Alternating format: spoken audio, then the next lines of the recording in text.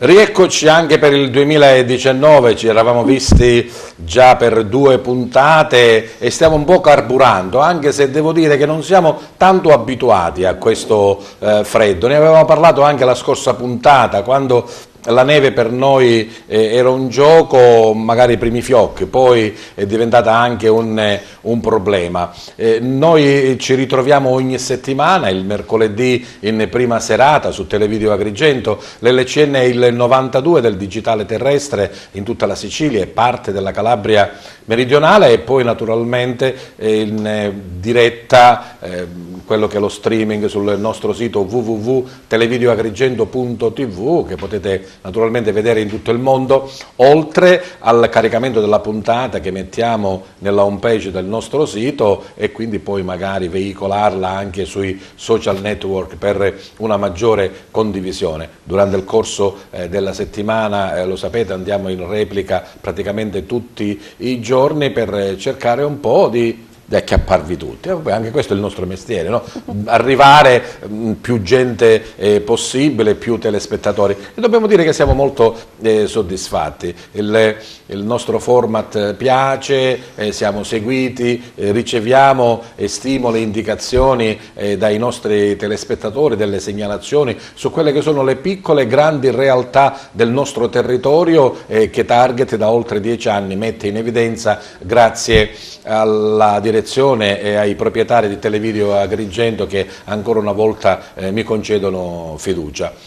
Noi anche questa sera parleremo di tante cose belle, abbiamo anche da proporvi degli ospiti tra virgolette stranieri, poi spiegheremo il perché, insomma ci arricchisce sempre un po' e ci movimenta la trasmissione. Vado subito a presentarvi allora gli ospiti della puntata di questa sera. Iniziamo dalla mia sinistra. Lei è Bice Lombardi, è la dirigente scolastica dell'Istituto Comprensivo Bersagliere Urso di Favara. Bersagliere Urso Mendola. Mendola, Bersagliere Urso Mendola, è giusto specificarlo. Continuiamo sempre però rimanendo a Favara. Rosanna Pecoraro è assessore comunale, attività produttive e altre branche. Buonasera. Poi abbiamo la consigliera nazionale dell'Angri, questa nobile associazione, lei si chiama Ivana Sicurelli. Buonasera. 2 sommelier, loro sono sommelier dell'AIS, Associazione Italiana Sommelier. La prima si chiama Laura Piscopo, accanto a lei Adriana Alessi. Buonasera a tutti. E poi, come dicevo, un gradito ritorno qui a Target, il nostro collega, lui è autore e conduttore televisivo, Biagio Di Martino, che ci ha portato appunto un ospite, non diciamo lo straniero, no, assolutamente, diciamo che momentaneamente è residente all'estero. Anche perché non lo è. Anche perché non lo è. Lui si chiama Giovanni Lavella. Bene, bene, bene. Allora, Biagio, insomma, subito, insomma, sì. Tu sei padrone, quindi non hai bisogno né di presentazioni e nemmeno di rimbalzo del microfono. Nuova avventura, nuova trasmissione, cosa? Cantare a sorpresa? Sì, cantare a sorpresa, dobbiamo cogliere tutti di sorpresa, sia i cantanti che anche i telespettatori, quindi è un'idea nuova, perché moltissimi anni fa nacque quella famosa idea di far cantare i cantantini, no? I ragazzi, e quindi queste voci nuove. Ricordo era l'anno 1999 quando iniziò la prima edizione, e poi nel tempo ho visto che la televisione anche nazionale ha fatto la stessa cosa che avevo fatto io, diciamo in maniera dilettantistica, perché si vedono tanti cantanti oggi esibire le proprie canzoni. Quindi diciamo che noi nelle nostre piccole realtà siamo un po' precursori di cose grandi, vero? Infatti, io adesso, siccome questo non mi stupisce più, sentir cantare qualcuno in televisione non mi stupisce,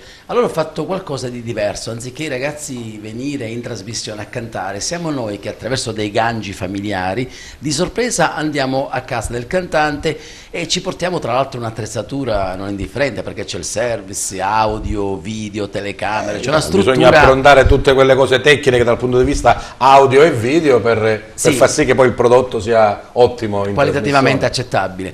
E quindi poi andiamo noi a casa del cantante e lo cogliamo di sorpresa, quindi la mamma sa, il familiare sa che ci siamo noi, quindi per quel momento non lo sta facendo uscire, anche se dovesse avere qualche appuntamento, e a quel punto hanno preparato anche un pubblico di nascosto che il cantante sempre non sa. Non mi dire tutto, mi racconterai dopo, insomma, magari di qualche episodio un po' particolare, qualcosa di bello. Ci presenti tu, Giovanni, o si presenta da solo? Da solo, penso lo possa fare da solo. Giovanni, grazie per essere qui da noi. Buonasera, Dicevo Giuseppe. straniero tra virgolette, no, nel senso che Giovanni è italianissimo, però è in Belgio. Buonasera Giuseppe, mi chiamo Giovanni Lavella, vengo dal Belgio e faccio il cantante nel modo migliore, col mio cuore, diciamo, con passione. Ti ha coinvolto Biagio?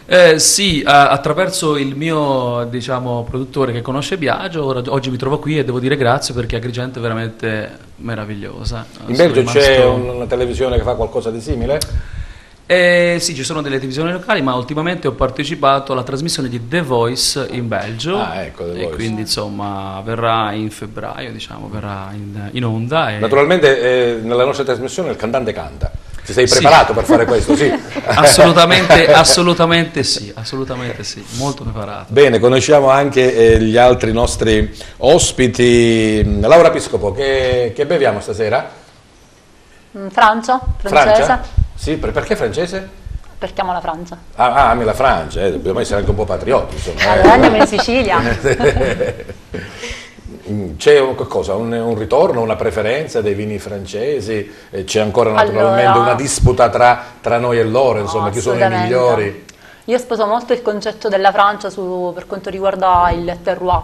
È ciò che mi ha fatto innamorare proprio del vino, perché per me il vino non è una semplice bevanda, ma il vino esprime i territori in cui viene fatto, assolutamente, la forza dell'uomo che spesso combatte nella natura, si arrampica su per le montagne impervie per raccogliere l'uva, e ogni vino è espressione appunto di un determinato territorio. Il vino ti permette di viaggiare attorno al mondo senza spostarti a volte.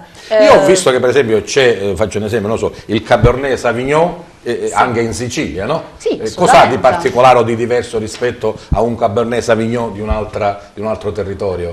Ma non è solo il Cabernet Sauvignon di Sicilia, perché per me diventa un po' riduttivo. Il Cabernet Sauvignon può essere prodotto a Santa Ninfa, come può essere prodotto sotto le Madonie da Tascadalmerita, per esempio, una delle più grandi aziende siciliane. E già quello differisce sostanzialmente, no? sì, abbiamo prodotto in Sudafrica, tutto cambia in base al territorio, sia al tipo di terreno che abbiamo sotto, ed è quello che noi andiamo a studiare già nel primo livello, quindi il terreno che comunque alla fine cambia totalmente e cambia anche il gusto, il retrogusto, cambia un po' tutto, sì. Se si tratta di un terreno minerale, di un terreno comunque ferroso, di un terreno più sabbioso. Essendo lo stesso vitigno, insomma. E anche la zona pedoclimatica, perché sì, ovviamente il vento, il sole, l'esposizione cambiano assolutamente e completamente anche lo stesso vitigno. Magari Adriana Alessi, semplicemente da un terreno all'altro cambia completamente. In Francia, per esempio, i villaggi sono fondamentali.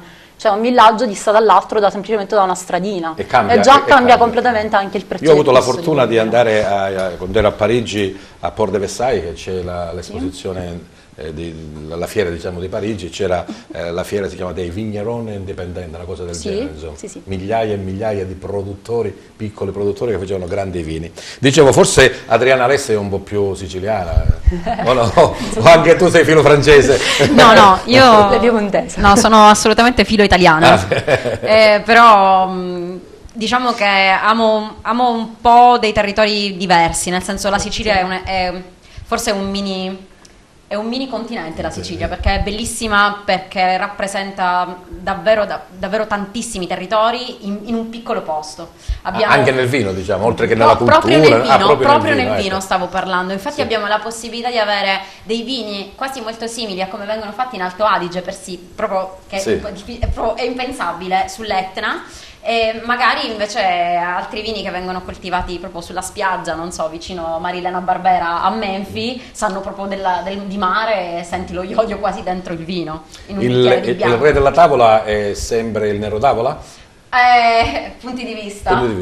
Sto chiedendo, quello più conosciuto, insomma. Allora, io amo i rossi tantissimo, però non posso negare che amo le bollicine. Allora. In Sicilia siamo ormai così bravi a farli. Scommetto che eri presente a Sicilia in bolle. Esattamente, proprio quello stavo per dire, mi hai anticipato. Ogni anno ormai siamo quest'anno alla quinta edizione della manifestazione che terremo tra il 30 giugno e il 1° giugno. Ne parliamo dopo. Ti immagini la prima volta che ho avuto ospiti qua, i tuoi colleghi, per parlare di Sicilia in bolle, io nella mia ignoranza pensavo che fosse bolle il ballerino. Il ballerino, insomma, vabbè, anche lui da non sottovalutare. Come bollerano bollicine. Ne parliamo dopo allora. Mentre la bersagliere Urso Mendola di bollicine per il momento non ne vuole, anzi non vuole nemmeno la bottiglia più, non gli interessa più avere la bottiglia perché c'è un percorso naturistico ed ecologico che li porta a essere la prima forse scuola in insomma, Italia insieme alla Quasimodo di Agrigento. Di cosa si tratta, dottoressa Lombardi? Il progetto si chiama Plastic Free, liberi dalla plastica, e ci è stato proposto da Mare Vivo, l'associazione Mare Vivo, nella persona del presidente regionale, che è il professore Galluzzo, che tra l'altro è un professore della nostra scuola. Fabio lo conosciamo bene. Lo stesso è anche vicepresidente nazionale. Abbiamo deciso di realizzare questo progetto dopo che ho fatto una ricerca e sono venuta a conoscenza dei dati che mi hanno sbalordito tantissimo. Per esempio che il popolo europeo produce ogni anno 25 milioni di tonnellate di rifiuti di plastica e che se non interveniamo nel 2050 a mare vi saranno più plastica che pesci. Questo è assurdo. Allora abbiamo capito che noi dobbiamo fare qualche cosa perché abbiamo dei doveri anche nei confronti delle future generazioni. E avete deciso di eliminare le bottigliette d'acqua? Sì, esatto, e la proposta è stata questa. Ne parliamo dopo. Bottigliette d'acqua non ne vogliamo più noi. E poi vedremo come naturalmente deve cambiare anche questa abitudine, questo stile. Anche perché, insomma, non per voler difendere, se l'acqua a Favara, ma come in tante parti della Sicilia, ci arriva una volta ogni settimana, e tu l'acqua non la puoi bere, la metti nella cisterna e lì ti devi comprare obbligatoriamente l'acqua minerale, insomma, non è... Purtroppo, dico purtroppo perché è così. Conosciamo anche Rosanna Pecoraro, lei da un paio di mesi? Quasi 2. Quasi 2 mesi, assessore al comune di Favara, è stata chiamata a ricoprire questo incarico, diciamo, questo primo rimpasto che c'è stato nella giunta della sindaca Anna Alba del Movimento 5 Stelle. Quindi sei una seguace di Grillo? Non proprio un attivista, sono stata più innestata da tecnico, la mia è più una figura tecnica, avendo fatto ingegneria ambientale, diciamo che il mio è più un supporto tecnico che politico. Un po' di condivisione ci deve essere, sembra chiaro, ma io appartengo più in realtà, e mi piace dirlo e specificarlo, al partito del fare, perché bisogna ormai darsi la mano e tendersi la mano piuttosto che tendere piedi. Ma una scelta in un momento difficile. Certo che sì. Contesto generale, ma principalmente a Favara c'è dissesto finanziario, l'accusa di non fare niente, tutto bloccato. A maggior ragione si tratta proprio di una scelta responsabile, sì, ma di solito lo sono, caratterialmente lo sono sempre stato, me lo riconoscono, quindi ho detto perché no, misuriamoci anche con questa realtà. Bene, parleremo un po' di quelle che sono le tue deleghe, di quello che hai fatto, di quello che è in itinere. Conosciamo anche Ivana Sicurelli, l'ho presentata come consigliere nazionale dell'Ancri. Cos'è l'Ancri, Ivana? L'Ancri è l'Associazione Nazionale degli Insigniti dell'Ordine al Merito della Repubblica Italiana. Scusate, purtroppo io ho poca voce. Aumentiamo di fare del mio meglio. Tranquilla. Si occupa e porta avanti molte iniziative di tipo sociale e ideologico per fare rispettare quelli che sono appunto i diritti sociali e ideologici della nostra Repubblica. Per quanto mi riguarda in particolare ho la delega agli esteri, questa delega mi è stata conferita perché di mio mi occupavo già di sostenere i diritti dei nostri cittadini connazionali che sono residenti all'estero. Sembrerà strano infatti perché oggi sentiamo parlare molto di emigrazione ma più che altro di immigrati, invece è un fenomeno quello dell'emigrazione, ossia di persone che dalla nostra Italia si recano all'estero, è un fenomeno molto in crescita. Specialmente da Roma in giù, insomma. Ma guarda, ti dirò, no, non è proprio così. È vero che sicuramente il Sud ha un'alta, diciamo, percentuale rispetto al Nord, tant'è che purtroppo, ahimè, degli oltre 5 milioni, sono dati del Ministero dell'Interno, degli oltre 5 milioni di italiani che sono oggi residenti all'estero e iscritti all'AIRE, e circa 750.000 sono siciliani. La Sicilia si attesta come prima regione d'Italia, ma al terzo posto c'è la Lombardia con circa 450.000 immigrati. Quindi permettimi la battuta, qualche giorno fa Libero titolava che comandano i terroni, cioè, andiamo fuori a comandare qua, ovunque, non abbiamo niente da fare, ce ne andiamo fuori. Allora una buona notizia, perché gli agrigentini tra i siciliani? No, non solo tra i siciliani. Agrigento è la prima provincia della Sicilia, ma la terza provincia a livello nazionale col maggior numero di emigrati all'estero, e peraltro in aumento. Pensate che negli ultimi 5 anni addirittura Agrigento è arrivato ad avere 155.000 emigrati in paesi esteri, di cui 73.000 circa sono donne. Si tratta chiaramente di un tipo di emigrazione diversa rispetto a quella del passato, certo, perché oggi è un'immigrazione più di tipo intellettuale. Diciamo che le persone che vanno fuori dall'Italia sono di un livello culturale sicuramente medio-alto. E se vi interessa sapere anche quali sono i paesi, le mete preferite, i primi tre, gli Stati Uniti con in testa il Canada, e l'Europa con in testa la Germania e la Svizzera. Si vede che lì si trovano anche meglio. E poi credo che ci sia anche un'immigrazione dal punto di vista gastronomico. Io ho avuto la fortuna di andare in giro per il mondo, i migliori chef, insomma, i migliori sommelier sono tutti italiani. Ma guarda, diciamo che sicuramente io forse no, sembra a te, sì. Guarda, sicuramente diciamo che gli ambienti in cui trovano più spazio all'estero gli italiani sono quelli della ristorazione. Ad esempio io per mia iniziativa mi sono recata spesse volte negli Stati Uniti, e lì tantissimi italiani lavorano nell'ambito della ristorazione ed hanno anche grande successo. Però sta anche diventando un luogo comune, perché in realtà quando si parla della famosa fuga di cervelli, lì rientrano anche tantissime altre professionalità che oggi trovano affermazione. Anche il mio cervello è andato in fuga. Io sono rimasto qua, lui se n'è andato. Il mio è metà strada. Mi dicevi che tu vieni da Roma? Sì, io vivo a Roma. Vivi a Roma, sì. Sì, io svolgo la mia attività prevalentemente a Roma. La mia attività è quella di mettere a disposizione non solo di questa associazione dell'Angri la mia professionalità di giurista e di economista, anche di giornalista, ma in maniera marginale.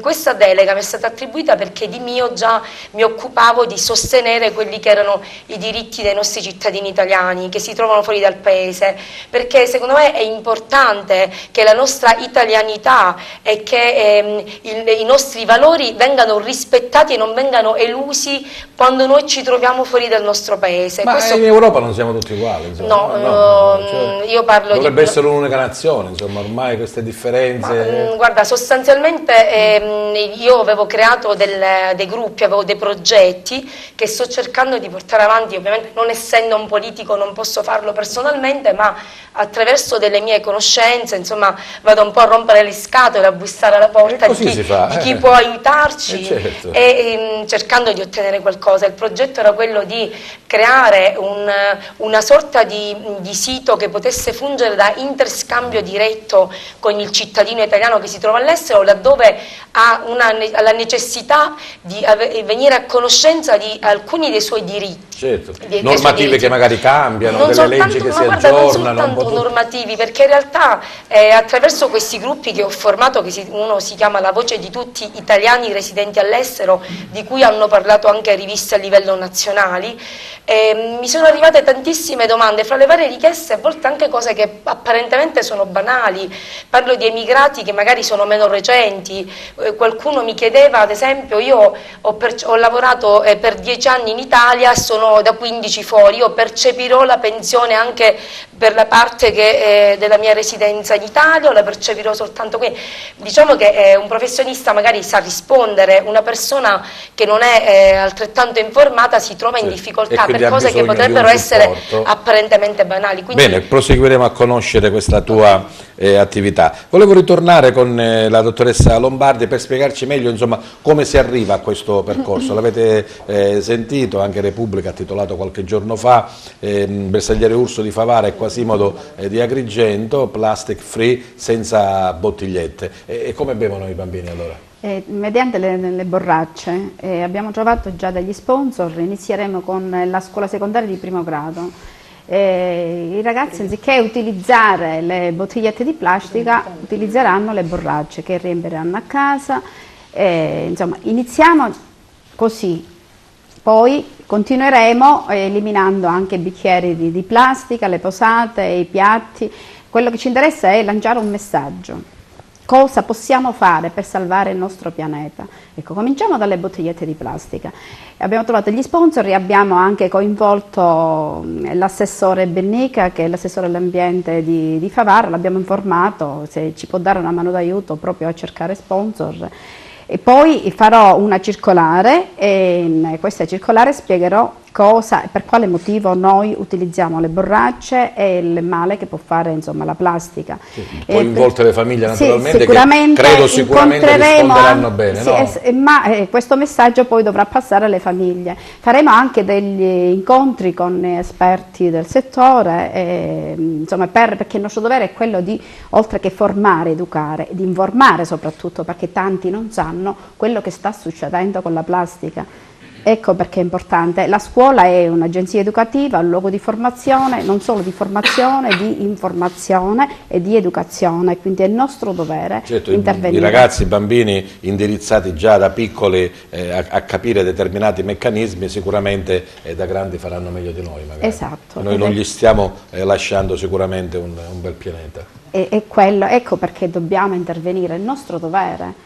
È il nostro dovere, proprio per questo. Bene, tienici informati. Sì, magari poi quando sarà la prima borraccia verremo magari a documentare. Ma io penso che risponderanno bene i ragazzi. No, dico, la cerimonia di consegna delle borracce. Ecco, sì, faremo la cerimonia di consegna, così. Anche perché poi allargheremo il progetto agli altri ordini potrebbe di essere scuole. Un messaggio anche per le altre scuole. Esatto, perché noi se abbiamo 300 alunni alla scuola secondaria di primo grado, pensiamo già a 300 bottigliette al giorno.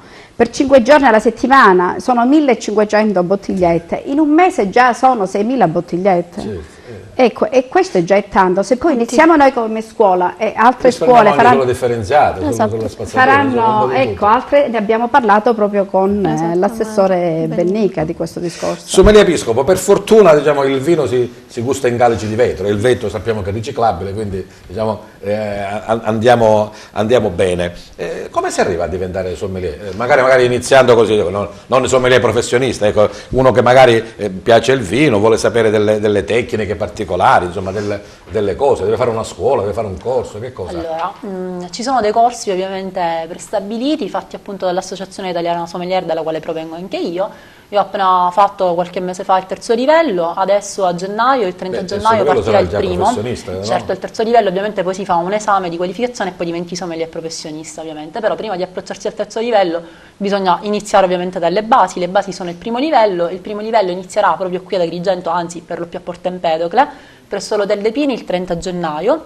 Per chi però volesse delle informazioni, queste le potrà prendere prima, ci saranno i miei colleghi che saranno lieti di accogliervi il 23 gennaio, quindi mercoledì esattamente, 23 gennaio dalle 5. Cosa si fa? Sì, per avere ovviamente le informazioni su cosa verrà esposto durante il corso, come funzionerà, come si sarà strutturato, quello che impareranno. Mi piace sempre quel bicchiere che si gira, anche un cerimoniale bello da vedere, ecco. O no? Sì. Allora, nel primo livello si farà, oltre alla parte didattica, quindi tutto ciò che riguarda l'enologia, le tecniche di vinificazione, il terroir di cui parlavamo poc'anzi, i vitigni, i sistemi di allevamento dell'uva e quant'altro, le funzioni del sommelier, ma una delle cose comunque più importanti sono le schede tecniche di degustazione, e ad ogni lezione si degusteranno uno o più vini insieme alla scheda tecnica, e poi ovviamente con i vari docenti ci accompagneranno ovviamente coloro che decideranno di approfondire, di frequentare il primo livello, scoprendo attraverso con il vino le varie sfaccettature appunto di quel vino, dall'esame visivo, l'esame olfattivo e l'esame gustativo, con la valutazione ovviamente finale del vino stesso. Sì, Laura, ma è vero, ma è vero che il vino per essere assaggiato bisogna prendere il calice da sotto per avere un contatto con il calore umano? No, allora il calice va preso, mi sta prendendo in giro secondo me. No.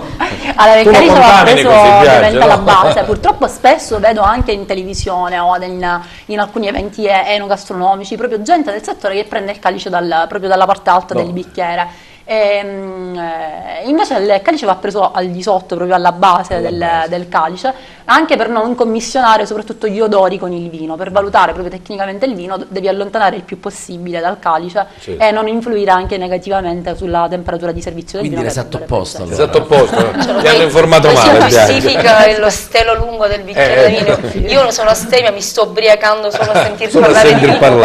Anche io astemia, poi è successo qualcosa che vi ha fatto diventare... Sono un'informazione, più che altro una curiosità, sono corsi di formazione a pagamento, si possono proporre anche ai ragazzi e alle scuole alberghiere, per esempio? Allora no, quello ICE è un corso professionale a tutti i livelli, quindi ovviamente è un corso professionale a pagamento, anche se io straconsiglio perché intanto fai assolutamente una professione. Pensiamo che io anni fa mi occupavo di tutt'altro, poi lavorando con un progetto all'interno di questo ristorante mi trovai lì, fecero questo corso, ho detto va bene, ne fa il mio lavoro. Adesso fortunatamente non solo ho un lavoro nel mio stesso paese in un ristorante diciamo di alto livello, ecco, per me quantomeno, ma ho la possibilità di viaggiare attraverso le cantine, di scoprire vini, mondi, amicizie nuove e devo dire, sono sincera, le proposte comunque lavorative mi arrivano settimanalmente. Però Adriana Alessi, uno deve avere la base, cioè il vino ci deve piacere, altrimenti non lo puoi fare il sommelier, no?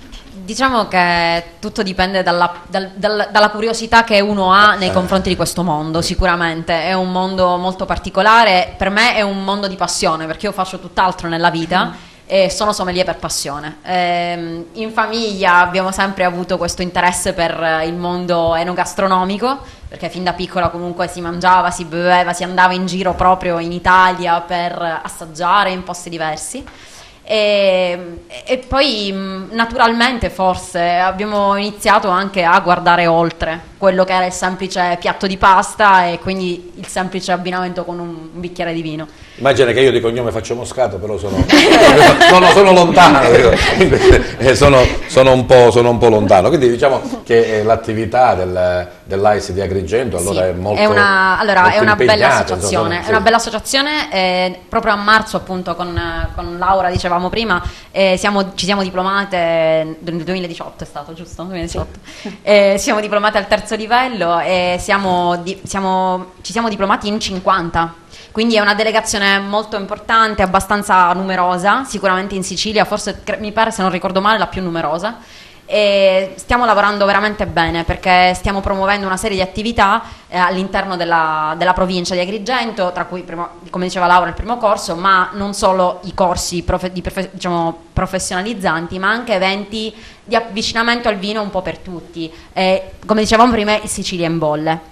Ne parliamo dopo di Sicilia in bolle perché io ce l'ho qua. Nel senso che mi hanno invitato per 4 volte e non ce l'ho fatta. Un esempio, posso dirlo tranquillamente, è stato a Realmonte. Abbiamo fatto di recente una serata di degustazione molto carina di una serie di vini proprio vicini delle cantine di Realmonte, ed è stata quest'estate, se non sbaglio, in piazza con il comune di Realmonte. Quindi sono eventi molto semplici che danno la possibilità a chiunque di avvicinarsi a questo mondo e di conoscere. Anche perché credo che nell'aperitivo il vino ha superato la birra già e gli altri... Secondo me sì. Probabilmente la bevanda più bevuta. Per me dovrebbe essere la bevanda più bevuta ormai in Italia, credo. Si dice che la moda è vedere un film la sera davanti alla TV e bere un bel calice di vino. Biagio, e quando vai lì itinerante... Sto sentendo fuori moda.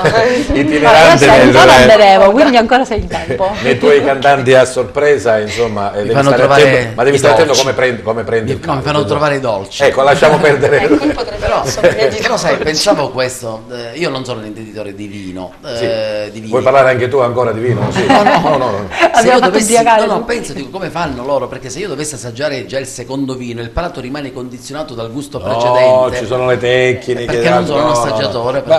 Iscriviti al primo corso e vedrai che ci sono delle cose che... Chissà, una buona... Allora, che cosa succede quando il cantante, insomma, che va lì e trova il presentatore, trova i tecnici, Allora, il cantante, intanto, per essere cantante, tra virgolette, ha una passione verso il canto, verso la musica, quindi è felice, quindi troviamo il cantante felice, lo troviamo sorpreso positivamente. Abbiamo un numero di persone nascosto che giustamente interverrà quando il cantante diremo: allora, il presentatore è qua, i cameraman sono qua, abbiamo un'orchestra, che voglio sottolineare, tra l'altro questa orchestra è particolare perché si chiama il Rondo Siciliano. effettuano musica del rondò veneziano, però con strumenti ovviamente l'oboe, il violino, mandolino, pianoforte, una voce eccellente di Jessica Laverde, e quindi diciamo che è un ensemble di situazioni piacevoli. A quel punto dico al cantante, visto che siamo tutti qua, manca un altro elemento, il pubblico, quindi comincia a fare qualche telefonata, così fai venire alcuni vicini di casa, parenti, amici, ma già di questo hanno pensato i loro genitori, i suoi amici, e quindi in un batter di ciglio vengono 20-30 persone. Quella stanza diventa uno studio, un teatro. Sì, perché tra strumenti, persone, cameraman, luci, riflettori, e insomma già abbiamo fatto questa prima esperienza, siamo già in diverse puntate, e tra l'altro Giovanni farà parte pure di questo. Ovviamente per lui non è una sorpresa, perché è abbastanza grande, abbastanza maturo, ci sta sentendo, non è una sorpresa. Un'altra chicca all'interno del programma è che, visto che tra l'altro per la Sicilia e Calabria il programma va in onda su questa emittente, vengono di nascosto sempre al cantante 3 persone. Solitamente vengono 2 genitori e qualche amico molto intimo, può essere il padrino, può essere un parente stretto che conosce bene il cantante. Io pongo delle domande nel rapporto che loro vivono, nella loro vita, e ovviamente cerco di far dire loro cose che magari non esprimono mai al ragazzo, al cantante. Quindi quando il cantante gli diamo poi un tablet e diciamo: che rapporto hai con papà, per esempio? Sì, papà magari è rigido, oppure attento, mi segue. Poi dico: guarda adesso papà cosa ha detto su di te.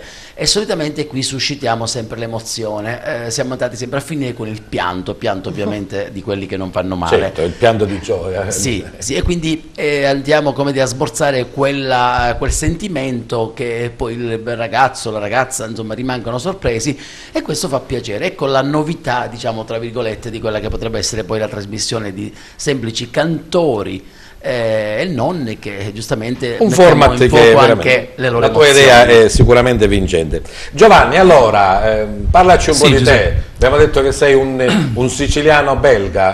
No, scusa, no, un italiano belga. Sono originario sono nato in Puglia, a Vieste, in provincia di Foggia, e ho vissuto 30 anni in Toscana, ma ora mi trovo dal 2007, cioè 11 anni, quasi 12, in Belgio, vivere in Belgio. E ti ricordi quando hai cantato la prima volta?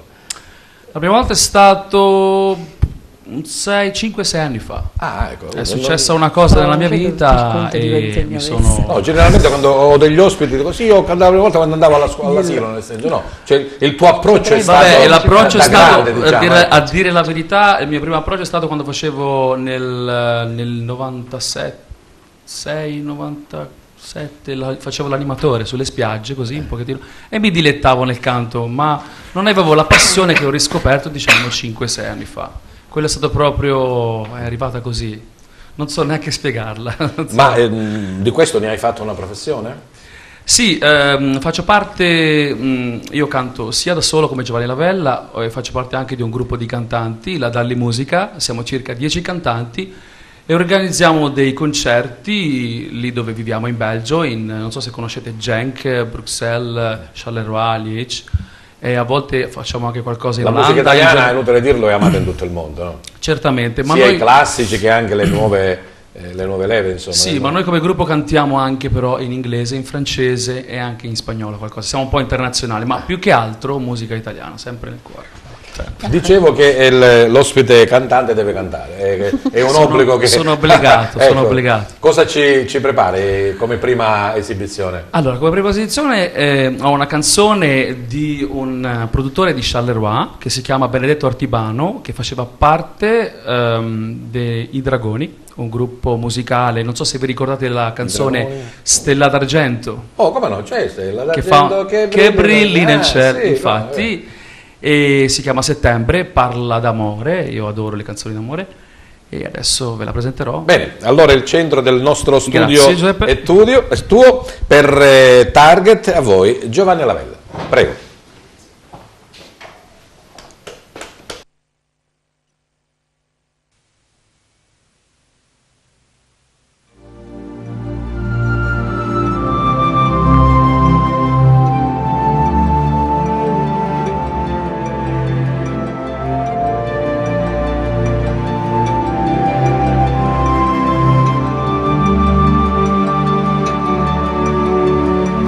Ti vorrei, ma non so dove sei, e sto qui a cercare te.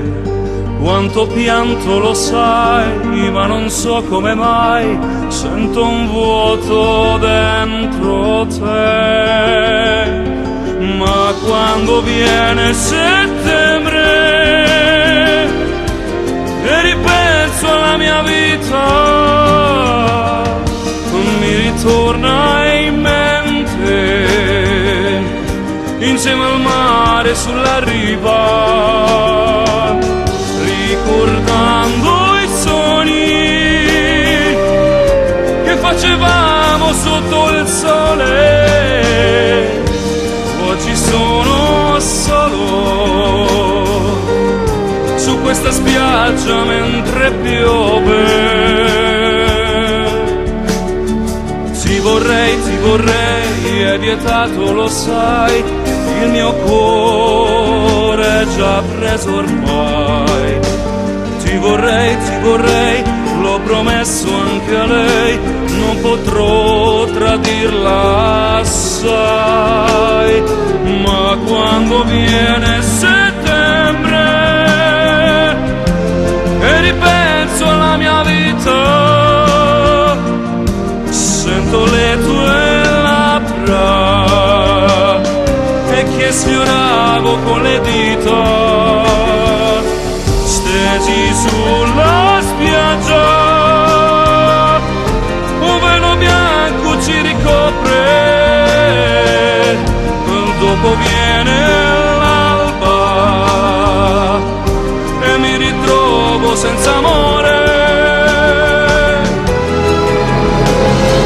Ma quando viene settembre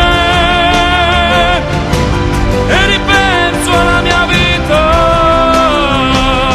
mi ritorna in mente, insieme al mare sulla riva.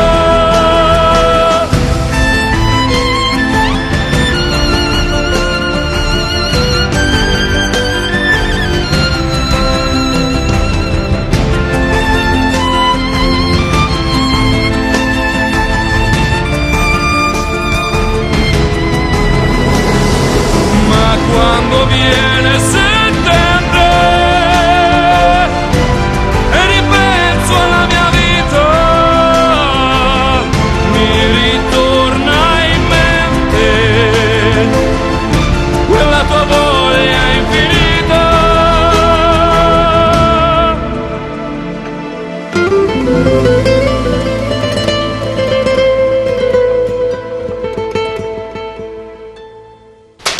Bravo, grazie Giovanni Lavella.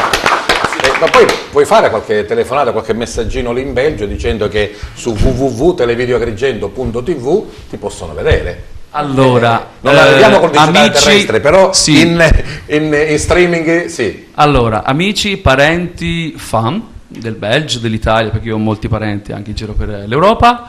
E se volete vedere questa trasmissione potete andare su www.televideoagrigento.tv.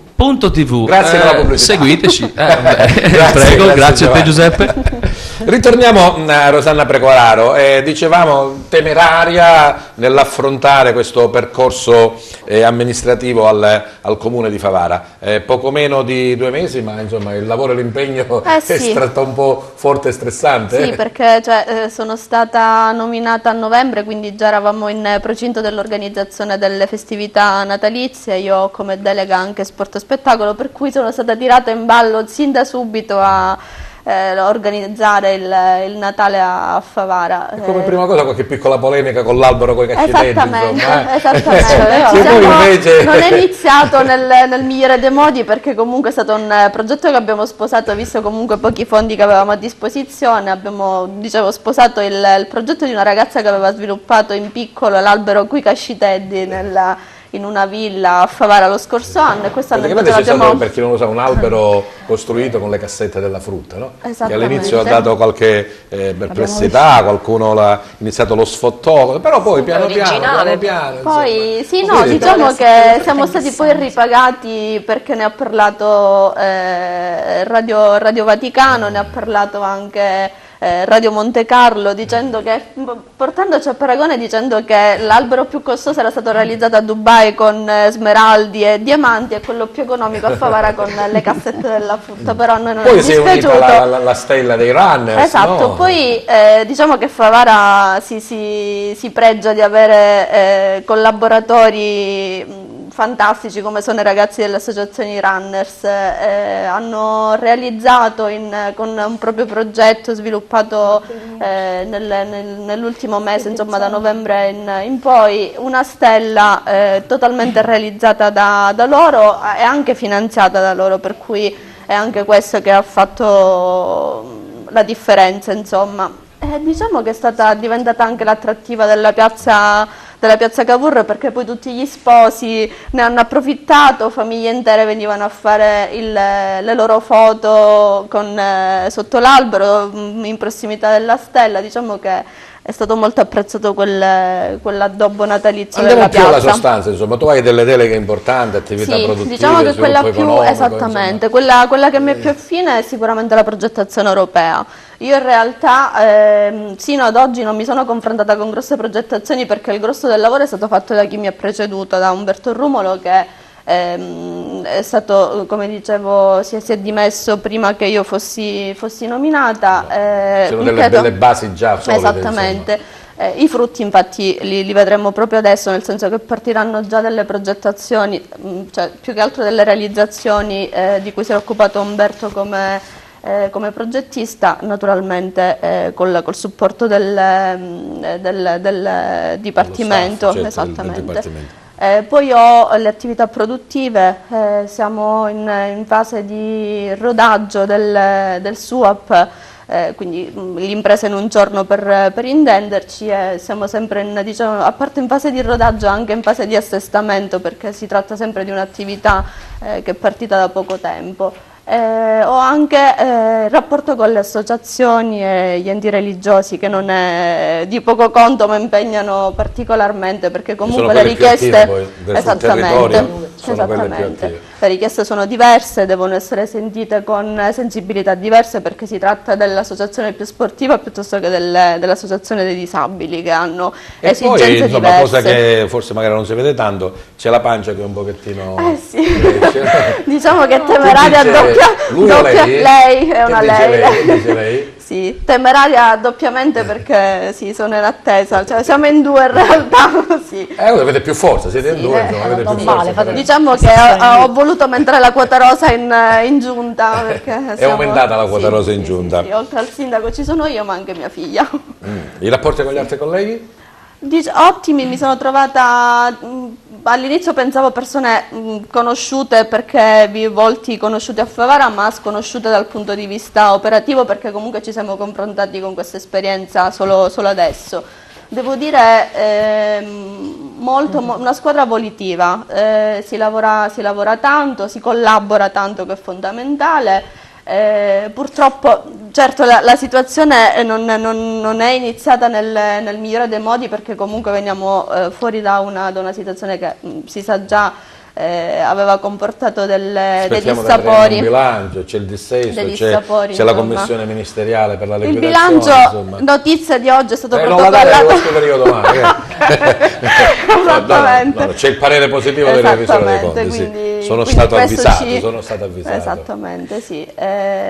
Poi tutta una serie di attività che dicevo sono state iniziate dalla vecchia giunta e che vedranno i frutti adesso, per cui siamo molto contenti. Anche perché, diciamolo chiaramente, insomma, dal Movimento 5 Stelle si ci aspettava qualcosa di più, perché è stato così tanto prorompente, anzi dirompente l'ingresso in amministrazione, che forse magari si vuole tutto e subito. Non può essere. Sì, diciamo che alla fine ci si confronta sempre con la realtà, non tutte le realtà sono diverse. Favara non è un paese che si gestisce facilmente, perché comunque Veniamo dallo stesso paese e sappiamo quali sono, sì. Cioè siamo un po' tutti pronti a lamentarci, poche persone purtroppo si prodigano per fare tanto. Diciamo che un po' la teoria... che da un po' di tempo, insomma, un po' di gioco di squadra c'è. Sì, senza dubbio, quello lo posso... Una grande lo confermo. forza, l'imprenditoria, scommesse sul territorio. Esattamente. Cioè, non solo farme, perché ormai... ma ci sono anche tante grandissime gli impulsi belle sono tanti. che vanno avanti. È una realtà difficile, ma le risorse sono anche tante.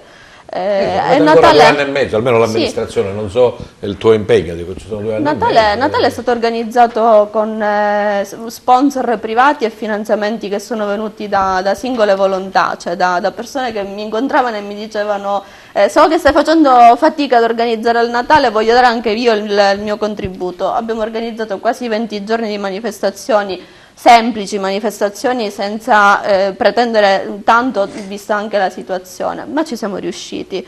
Si è parlato dell'albero in positivo e in negativo. Devo dire che forse gli stimoli negativi che ha subito suscitato vi hanno spinto a fare meglio, no? Esattamente. Magari se non c'era questa critica sì, vi addormentavate un po', potevamo rallentare, nel senso che potevamo navigare un po'. So che state pensando anche per il Carnevale. Il Carnevale è stato pubblicato il bando già da 15 giorni sul sito del Comune, quindi siamo in attesa di ricevere le manifestazioni di interesse delle associazioni che sono interessate nella realizzazione dei carri allegorici.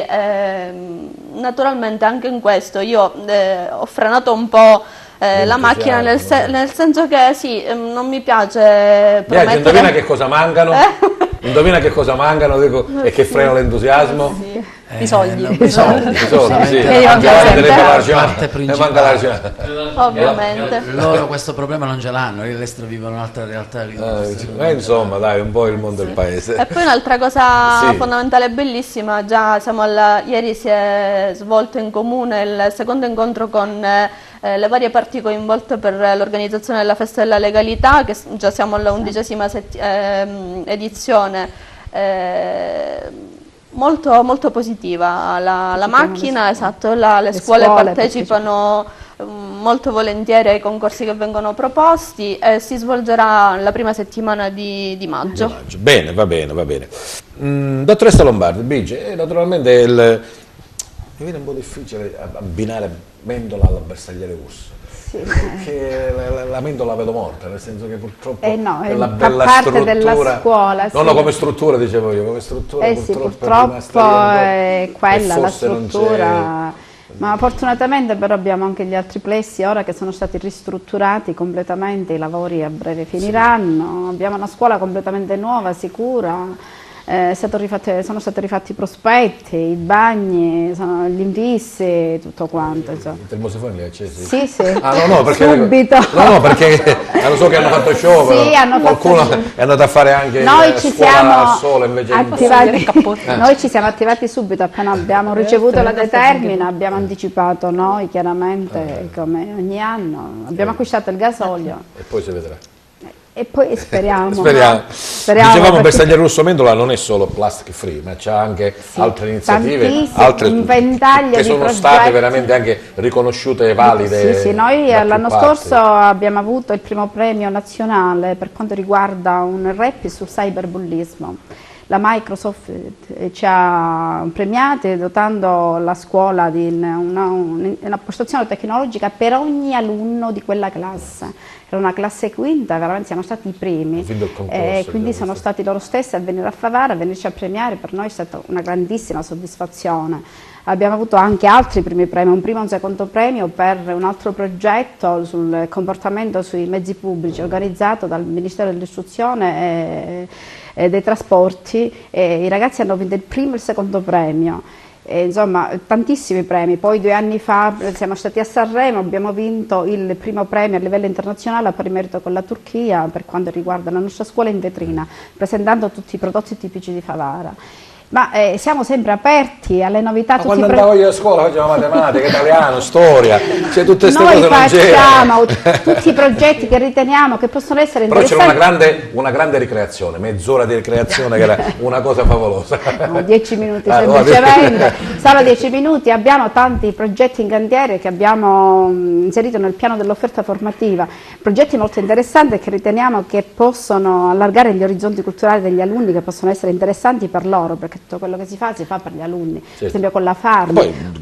Bello ricordarlo che è un istituto comprensivo, quindi diciamo dalla materna alla scuola media. Sì, esatto, i bambini entrano a 3 anni ed escono a 14 anni, quindi li vediamo crescere, li conoscono, quindi sono bellissime. Quello che facciamo lo facciamo per loro, perché veramente li vogliamo bene. Abbiamo un altro progetto con la Farm e poi abbiamo sempre il protocollo d'intesa con il Centro Culturale Guttuso.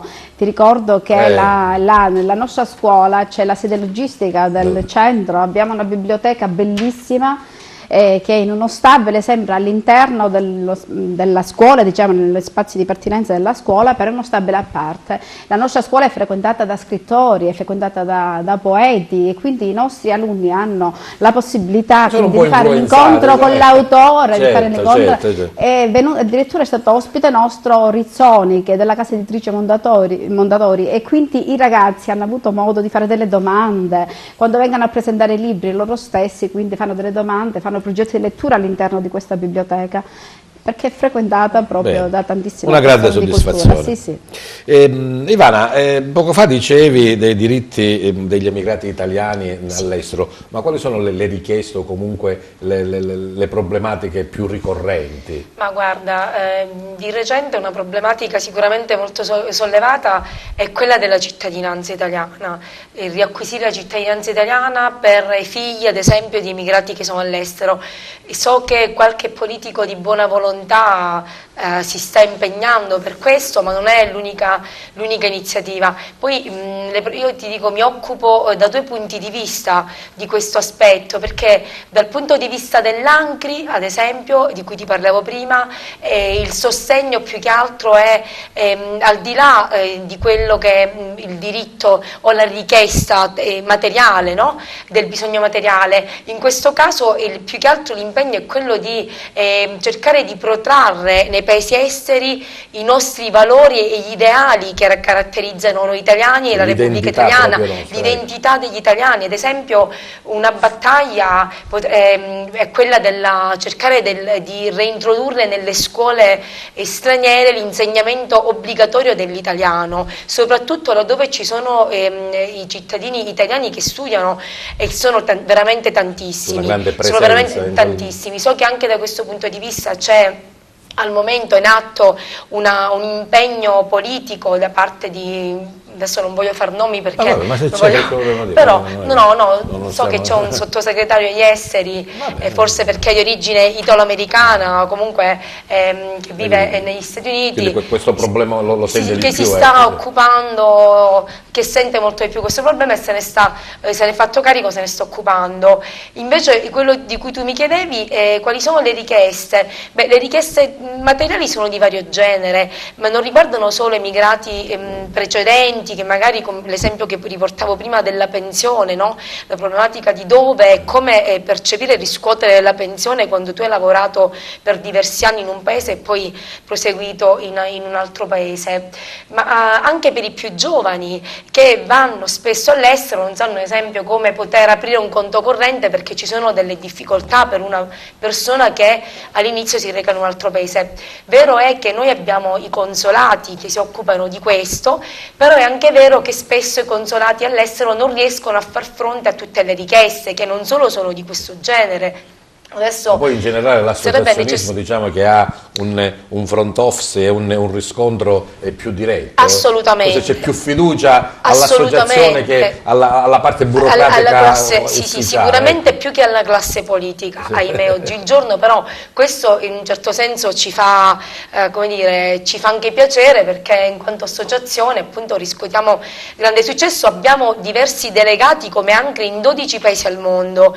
Noi al momento siamo presenti presenti negli Stati Uniti, quindi in USA, siamo presenti in Brasile, siamo presenti a Malta, siamo presenti in Portogallo, in Spagna, in Libano, in Albania, in Germania. Adesso mi sto personalmente impegnando per cercare di individuare un nostro rappresentante che potrà rappresentare anche l'ANCRI nel Canada, dove principalmente è fonte, diciamo, questo paese di emigrazione da parte dell'Italia e di siciliani, come dicevo prima, anche se però voglio far presente che l'ANCRI non si occupa soltanto di emigrazione. Attenzione, io ho parlato, questo è il settore, questo è il mio settore in quanto delegata agli esteri, ma è... anche in Italia siamo molto impegnati. Certo.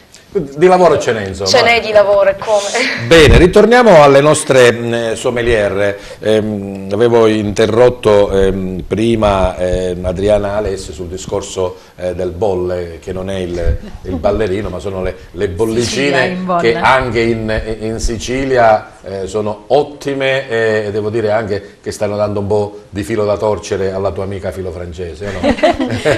No. Vabbè, champagne e champagne, però le nostre bollicine vanno bene. No? Io sono nazionalista, la verità.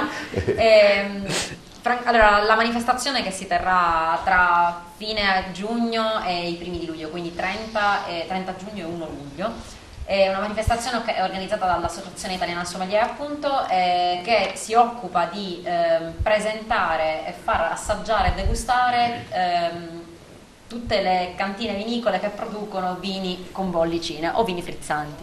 Quindi è un momento di anche massima espressione della bollicina siciliana. Mi suggeriscono il microfono vicino. Non lo diciamo.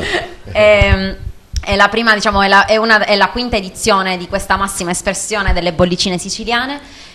Secondo me è una grande possibilità per farci conoscere come territorio proprio, nel territorio che produce un ottimo vino di qualità. Sì, ma sai, le bolle sono lo champagne, sono il Pinot de Pinot, sono insomma assolutamente, un po' più, che hanno il nome più grosso, ecco. Sì, sicuramente loro hanno la storia dalla loro parte, perché noi abbiamo tanta storia, ma purtroppo una storia che non è dalla nostra parte nel mondo del vino, nel senso che abbiamo esportato per troppo tempo e abbiamo fornito uva per troppo tempo al nord. Materia prima gliela davamo noi. Si sono fatti belli loro. Esatto. Adesso invece finalmente negli ultimi 10 anni ormai la Sicilia sta producendo un grandissimo vino di qualità e sta dando del filo da torcere, come ha detto prima lei, a tanti produttori. Le faccio un esempio banale, che non è bollicina ma che è vino bianco del nostro territorio, appunto. C'è stato nel 2014 e 2016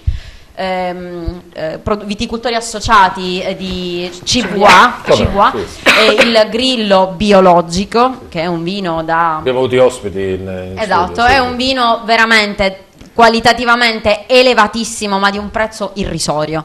Un vino del genere ha vinto la medaglia d'oro a Bruxelles, ha vinto un Vinitaly di recente. Cioè, e sono vini che non costano come i nostri vicini francesi o non costano come i nostri italiani del nord, i toscani o piemontesi. Per quanto io adori i vini del Piemonte, ma sicuramente anche la Sicilia sta veramente dando viva la Sicilia. Dimostrazione, sì. Sì, Laura Piscopo, l'approccio del cliente di un ristorante con il sommelier, sì, di uno che sa e vuole sapere di più, fa finta di sapere, oppure non capisce la mazza e allora... Qua tocchiamo un tasto veramente dolente, perché il mondo del vino è veramente vasto.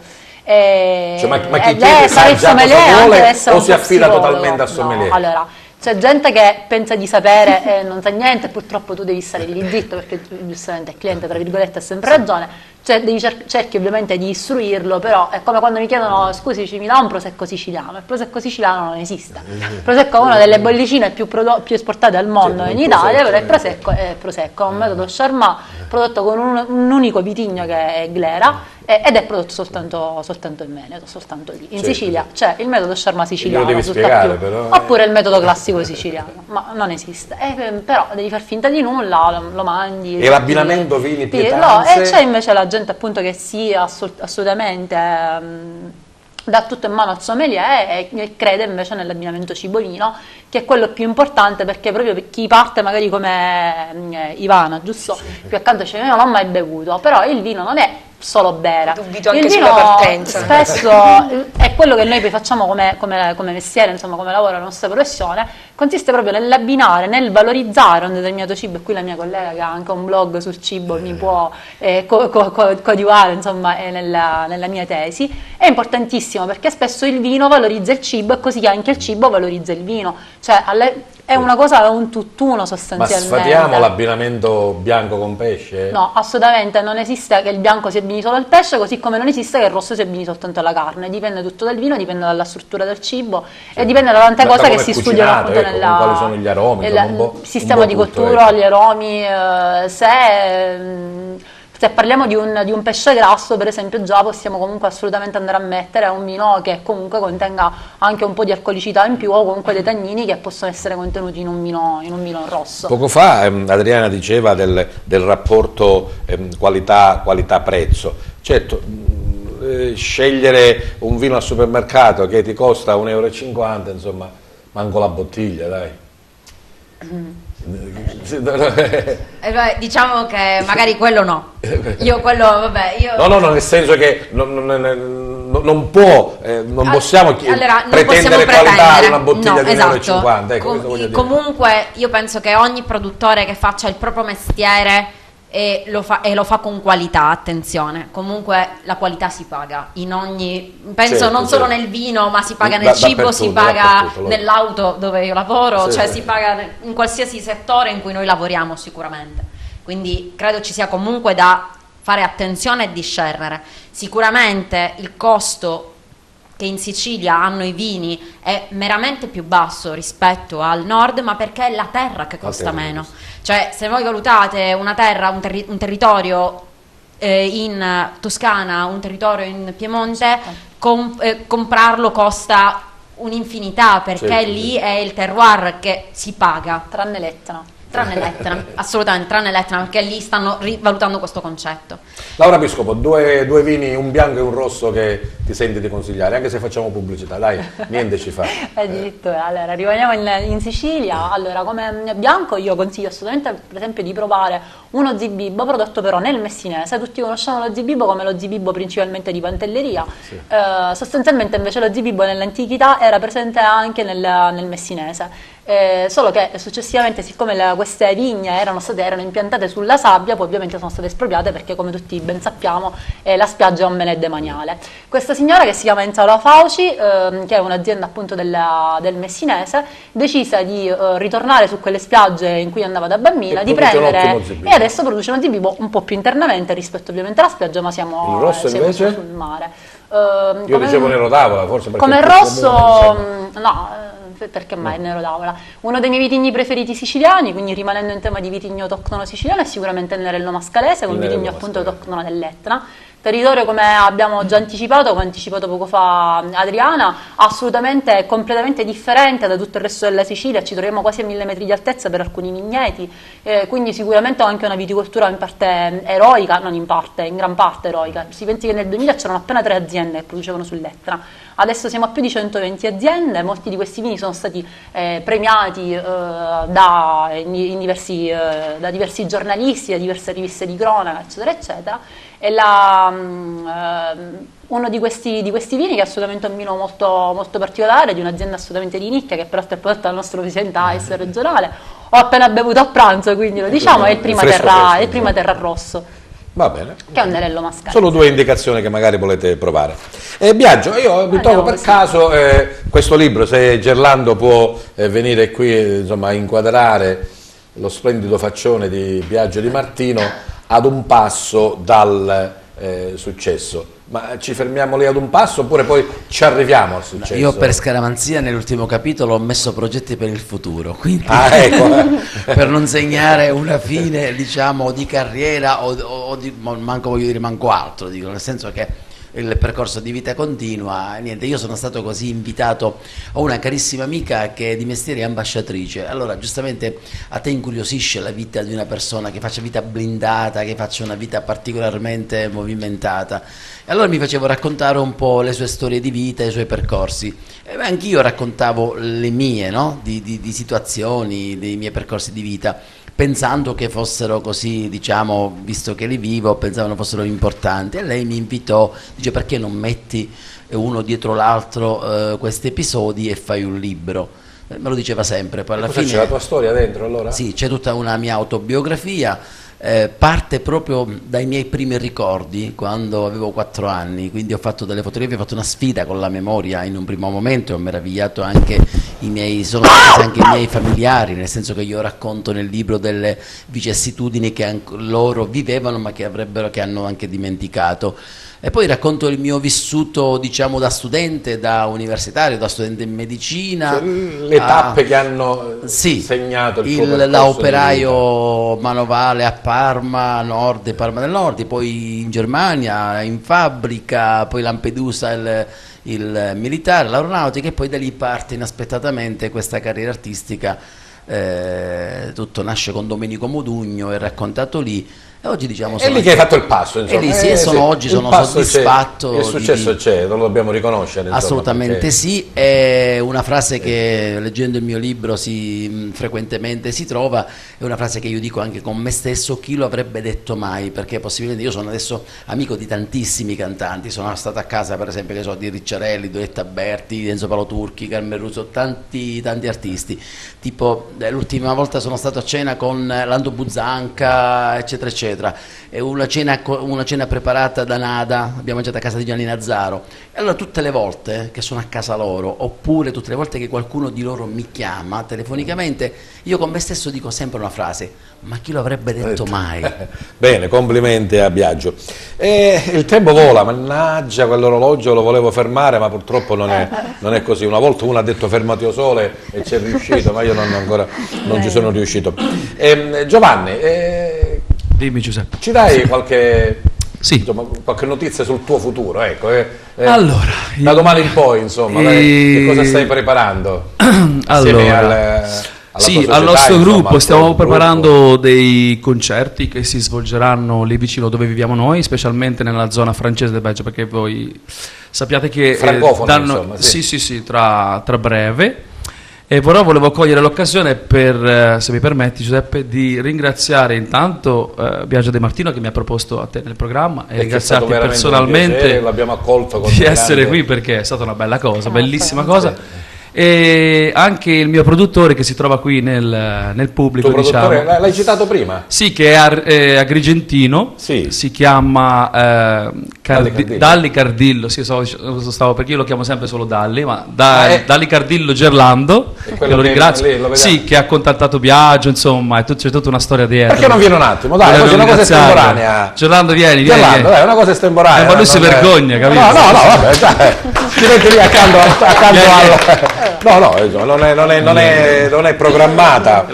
Ho capito bene, si chiama Dalli Musica? Dalli Musica. Sì, ovvero cos'è? Una scuderia, una società? Ho cominciato con degli amici che cantavano, amatori così, facciamo una Dalli Musica. Con la mia direzione e con altre persone abbiamo cominciato a cantare. Poi è nato anche... se guardi Gerlando che ti inquadra bene, ecco. Così è nato anche Giovanni Lavella, che comincia ad essere anche un po' nella versione belga, altri cantanti, e continuiamo ancora. Bene, allora doveva essere qui in Sicilia, se no... facciamo una cosa, siccome adesso tocca a Giovanni ricantare per il saluto, lui si alza e tu ti siedi, magari ci gustiamo, che cosa ci prepari per... Allora, adesso vi presento sempre una canzone di Benedetto Artibano, che è una canzone dell'84, è stata rivisitata, ristrutturata musicalmente e si chiama Sono stanco di essere stanco. È un titolo un po' particolare, diciamo. Bene, mentre si prepara Giovanni devo dire ai nostri ospiti che poi ci saranno i saluti, però i saluti qui a Target non è che si fanno grazie, arrivederci, buonasera, no? Sarebbe troppo riduttivo, sarebbe troppo semplice. Voi ci dovete salutare i nostri telespettatori, non lo so, con una frase, con una citazione, con un pensiero, insomma, con un buon proposito, con un qualcosa che deve essere comunque positivo, perché noi, a proposito di sommelier, il bicchiere lo vediamo sempre mezzo pieno, quindi diciamo che deve essere così, va bene? Voi vi preparate, invece Giovanni è al centro, bianco-rosso, è indifferente, al centro del nostro studio per il saluto finale anche con Giovanni Lavella, vai.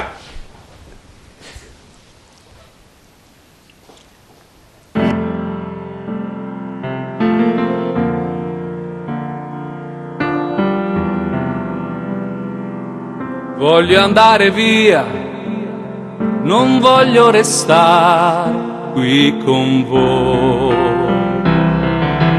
Voglio conoscere il mondo, perché qui non conosco nemmeno me stesso. Mi dispiace, vado via, questa vita è la nostra e dobbiamo viverla a modo nostro. Sono stanco di essere stanco, sono stanco di chiudermi dentro. Voglio vedere il mondo, perché qui non si respira più e che l'unico mio ossigeno sei tu. Quando il sole del mattino ti sveglierà non ci sarò, si apriranno i veli al vento verso nuovi orizzonti. È passato più di un anno e mi sento ancora vivo. Camminare per la città è come prima. Sono stanco di essere stanco, sono stanco di chiudermi dentro. Voglio vedere il mondo, perché qui non si respira più e che l'unico mio ossigeno sei tu.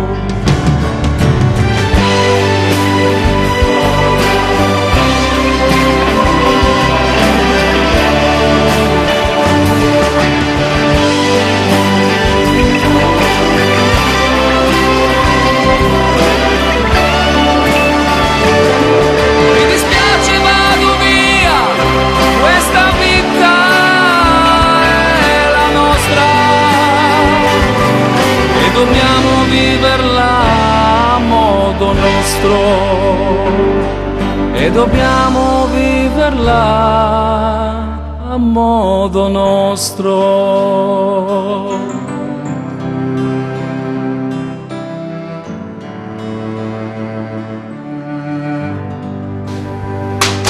Grazie. Grazie Giovanni, vai accanto a Gerlando. Allora, dicevamo i saluti devono essere così, con il buon proposito, con il pensiero. Grazie della presenza e della partecipazione a Giovanni Lavella. Giovanni, il tuo saluto anche per gli amici in Belgio. Ragazzi, seguiteci anche su internet www.televideoagrigento.tv. Non mancate, insomma, guardateci sempre, ascoltateci. Ciao. E il saluto anche per Gerlando Dalle Caldillo e la sua Dalle Musica. Io saluto i miei ragazzi che sicuramente rivedranno questo programma.